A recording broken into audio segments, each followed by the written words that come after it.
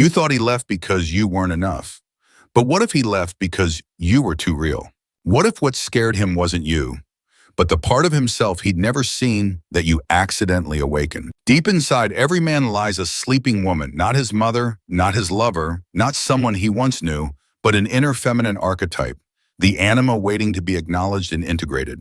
And you, with your gaze that doesn't seek to please your presence, that doesn't scream for love, your quiet but sincere essence, did something he couldn't explain. You stirred a part of his soul he never dared to face. Carl Jung called this the projection of the thema, a kind of love that transcends logic and intellect, where emotion doesn't arise from "she's amazing," but from "she reflects something within me, something I forgot I once had." And when that happens, the man's heart doesn't just flutter, it panics. Because you're not just a woman he dated, you are a symbol, a living image that reverberates through his unconscious. You weren't trying to attract, you simply existed fully, and that to someone used to loving through roles, through scarcity, through strategy, is overwhelming. This is why some men disappear even after deep emotional connection. Not because you did something wrong, but because you didn't play by the old rules. You didn't bend to his expectations. You didn't beg for affection. You didn't shrink yourself to fit his needs. And that triggered the alarm in his inner defense system, too deep, too real, too dangerous. In analytical psychology, what touches the unconscious will either be integrated or rejected. And if he's not ready to face his shadows, the unhealed parts within himself, he will choose retreat. But that's not where the story ends. You're not just the one who was left. You're the one who planted a seed. And that seed will live inside him as a symbol of truth, of a love born not from lack, but from inner wholeness. A woman who loves not to be saved, but to walk beside. A woman who can choose to stay, but is strong enough to walk away. This leads to a profound paradox few dare to face. The more a woman integrates her own shadow heels, becomes sovereign, the more likely she is to overwhelm a man who hasn't integrated his. You're not too much. You're just too authentic, too whole. And truth always stings the parts of us not ready to awaken. So if you've ever felt too deep, too intense, too honest, stay with that. Because this video was created to show you that you are the invitation to a new kind of connection, a kind of love that doesn't come from emptiness, but from resonance. We're about to dive into the deepest layers of the soul, where love is no longer a power struggle, but a process of transformation, where you are no longer the one left behind, but the one who illuminates another's return to themselves, whether they choose to walk the path or not. In the next part, you'll understand why a man's retreat isn't the end, but the beginning of an inner journey. What Jung called the transcendent function, when the soul begins a dialogue with itself, triggered by a symbol you. And when you understand that you'll no longer ask, "Why did he leave?" You'll gently, powerfully whisper, "I planted a seed, and I choose to move forward." Stay tuned. What you're about to hear may forever change how you understand love and yourself. When a woman touches the anima within a man's soul, what is the anima, and why does it have the power to make a man fall in love? Then fear, then flee. Carl Jung once said, "Every man carries within him the eternal image of woman. That image is the bridge to the soul." He called this image the anima. In Jungian psychology, the anima is the archetype of the unconscious feminine within a man. Not his mother, not his lover, but the embodiment of emotion, intuition, relational depth, and soulfulness qualities. Society teaches men to suppress in favor of being strong, rational, and in control. When a man has not yet integrated this part, has not made peace with his inner feelings, wounds, and longings, he unconsciously projects his anima outward. And the most common recipient of this projection is the woman he loves. Love through the lens of the unconscious. He doesn't love you, he loves the part of himself you awakened. When you enter his life with depth, ease, and a wholeness that doesn't beg to be loved, you become a living mirror. And through that mirror, he sees the buried pieces of his soul. You remind him of things he forgot, wonder, longing without name, tenderness in a hardened world, and sometimes even wounds he was never allowed to feel. But here lies the paradox. The very thing that makes him love you is also what makes him fear you. To love you is to touch the anima. And to touch the anima is to step into a world beyond logic. A world where old pain resurfaces. A world where masks must fall away. A world where a man is no longer the strong one, but simply a bare soul. A real-life metaphor: when Batman stops fighting and simply sits with Catwoman, Think of that moment in The Dark Knight Rises when Bruce Wayne is no longer the hero, just a tired, wounded man who longs to be seen. Catwoman doesn't try to heal him. She just is a woman who neither begs to be loved nor plays a supporting role. That quiet presence forces Bruce to face the emotions he's long avoided. This is anima awakening, not for romance, but for reckoning. And perhaps you've been that Catwoman too. Not naive, not pleading, not pretending to be the ideal girl, just fully you. And that was too real to be held on to. But if it was real, why did he leave? Because the anima, if unintegrated, becomes a threat to the psyche. Jung described the immature anima as a figure full of feeling, yet foreign, making a man lose control. In short, he's drawn to you but lost within himself. He wondered, why do I feel so weak around her? Why can't I control my emotions with her? Why do I not understand her yet? I can't forget her. This isn't the logic of love.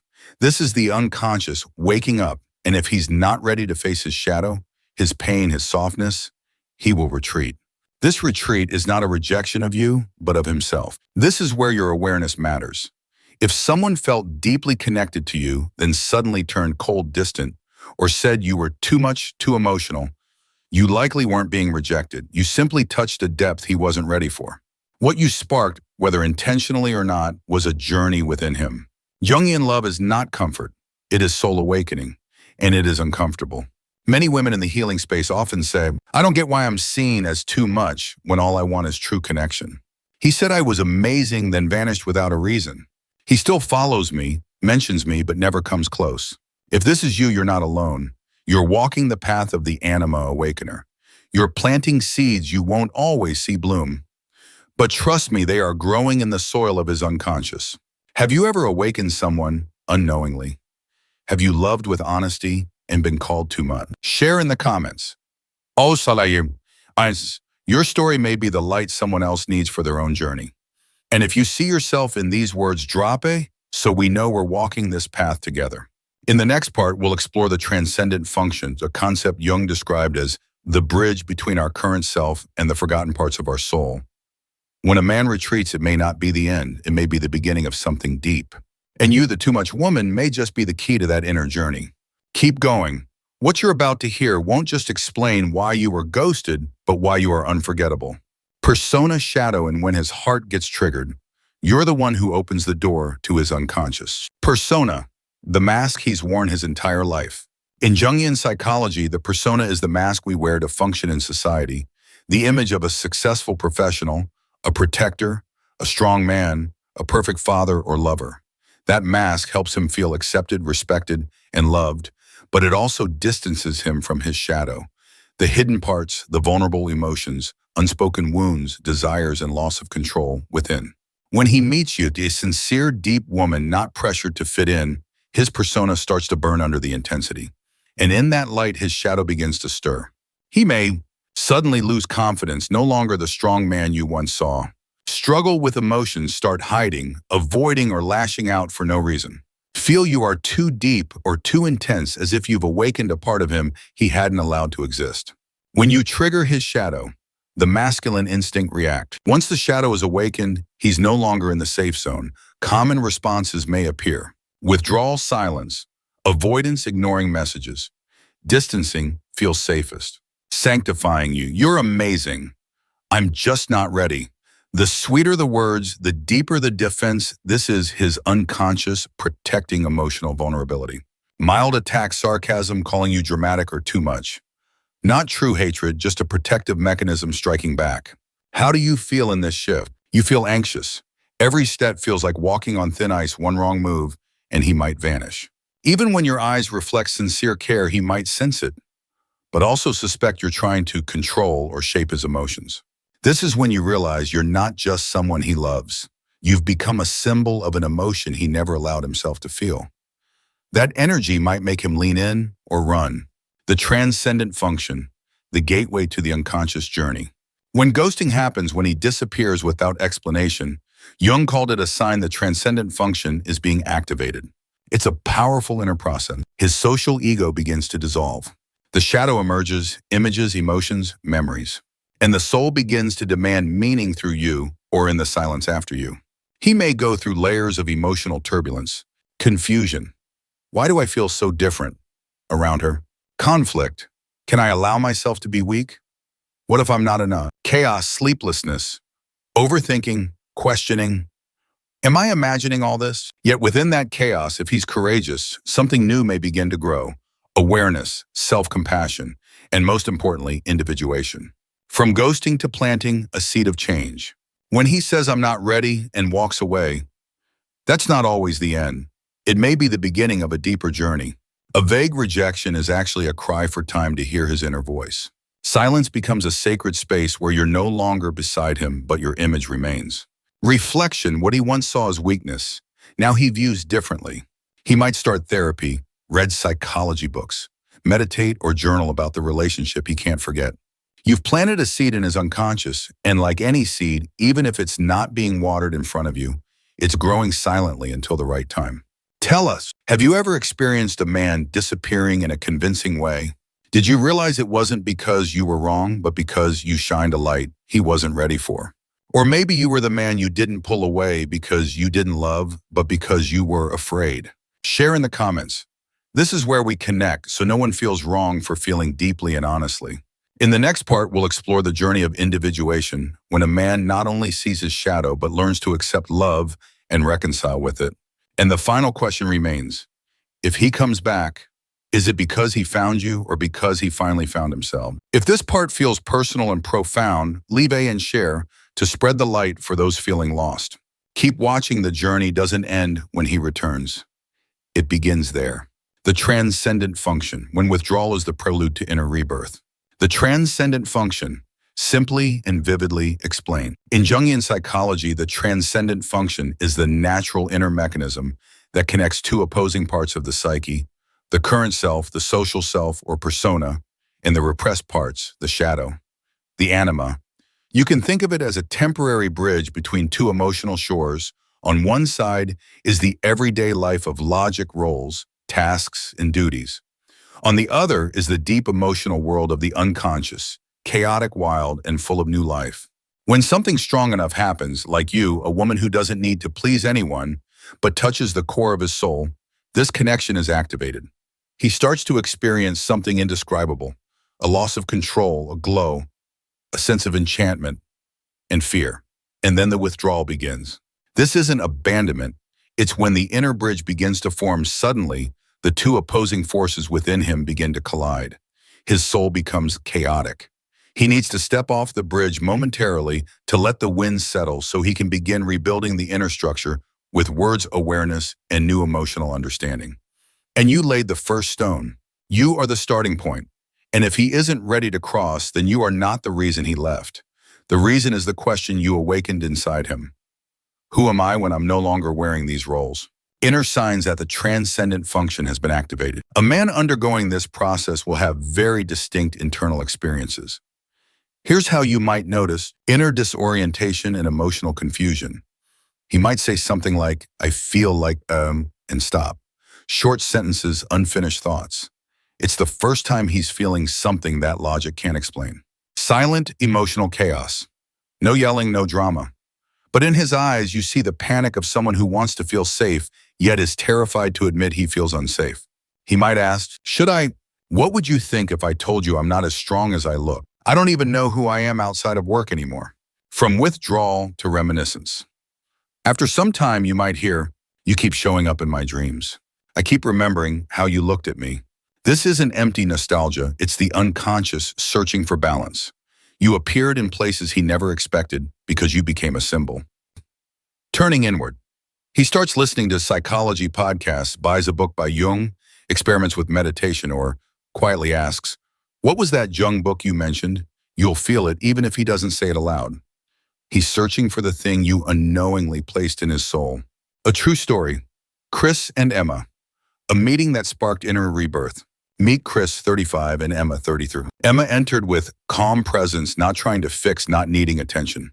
Just being fully with a steadiness in her eyes and energy that radiated self-trust. Chris was a successful software engineer. His persona, the responsible man, efficient, on time, in control, no space for emotions during the workday. But when he met Emma, he didn't know what to feel when she didn't text back. She was too deep, too grounded.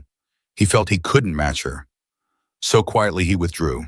No fights, no closure, just silence. And in that silence, her image stayed, her voice, her distant gaze, her quiet confidence. Weeks passed.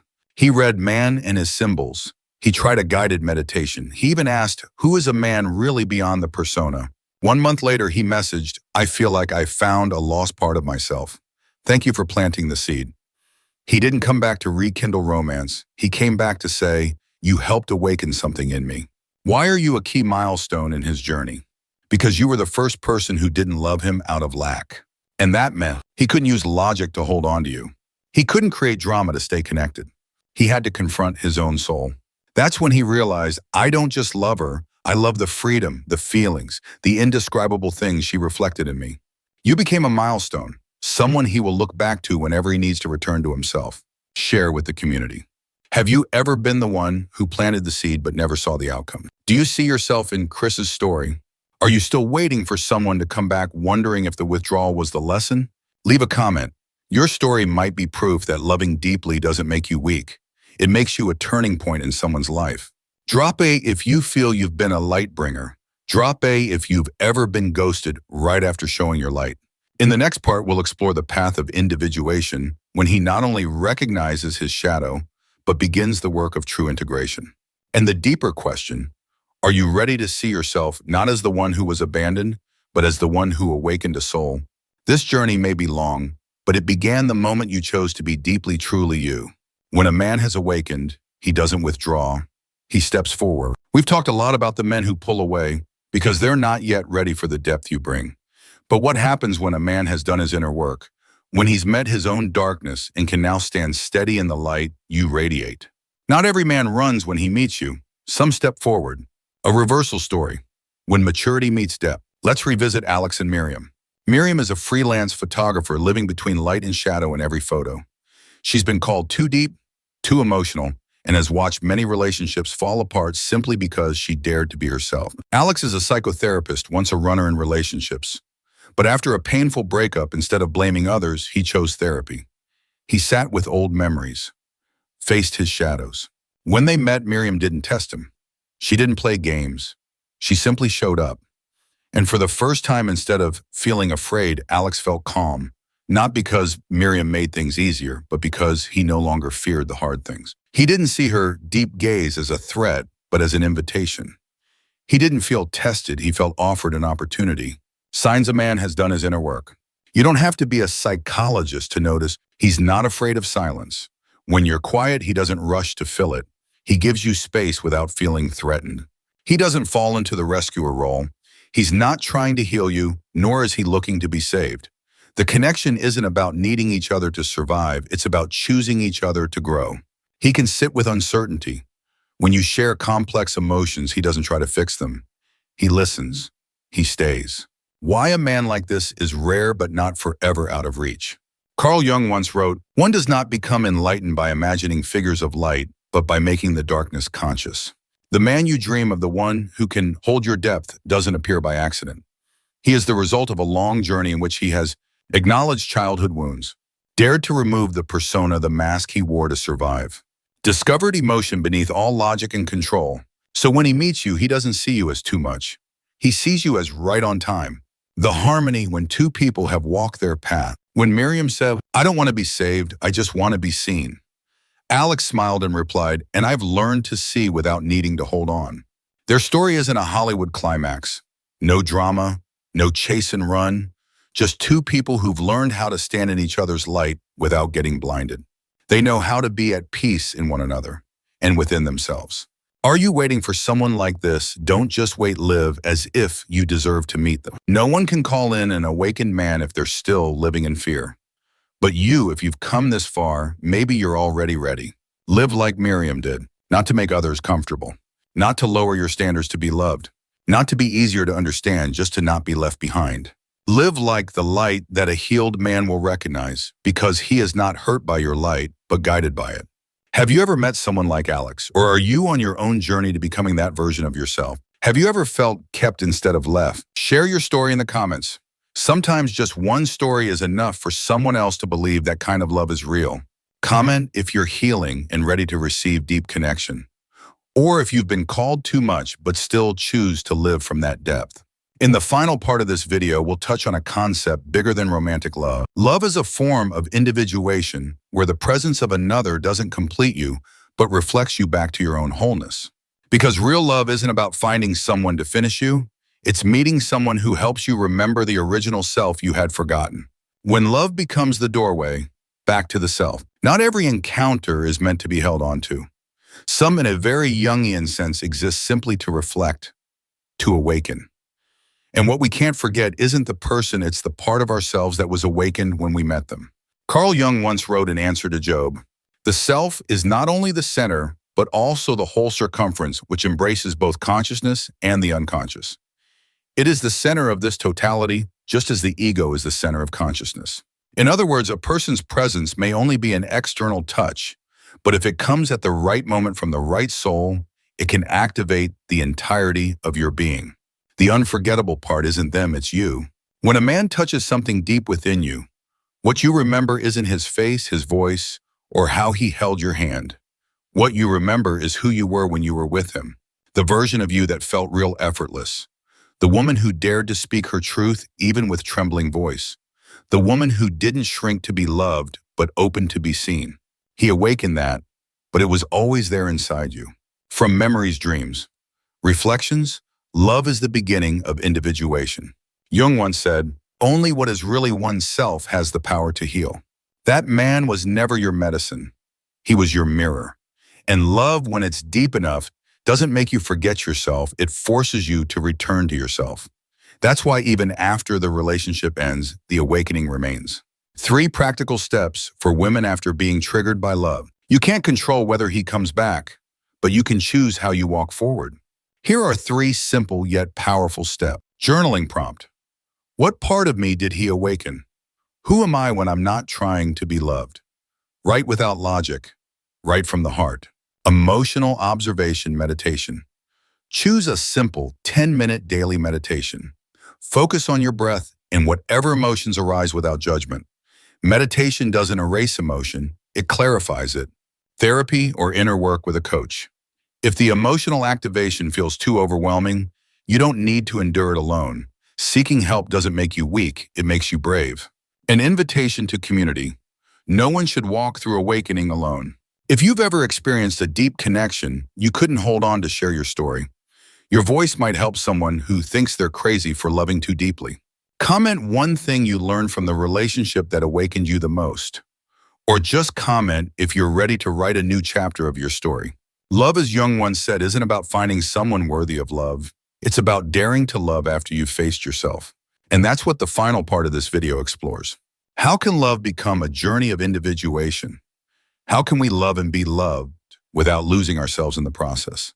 We'll explore that not as theory, but as a doorway, leading you back home to your own soul. If you've made it this far, perhaps your heart has already passed through some deep tremor. Stay with that feeling. Don't close it too quickly. Because right there is the beginning of the journey, Jung, and you call the return.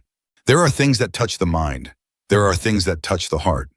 But only a few rare things and even fewer rare people can touch the soul. And you, the woman who walks to the rhythm of her own breath, who doesn't ask for permission to exist, who refuses to shrink herself to fit anyone's mold, you are one of those rare things. Not everyone will be ready for you, but that says nothing about your worth. It only speaks to the psychological stage they're in, a place where your light may be too bright for the shadow they haven't yet dared to face. Carl Jung once wrote, "Your vision will become clear only when you can look into your own heart. Who looks outside dreams? Who looks inside awakes?" You have awakened someone's dream, not through words, but through your presence. And that presence isn't just beautiful, it's powerful. The power to break masks, to peel away the toughest layers, the shell they mistook for their ego.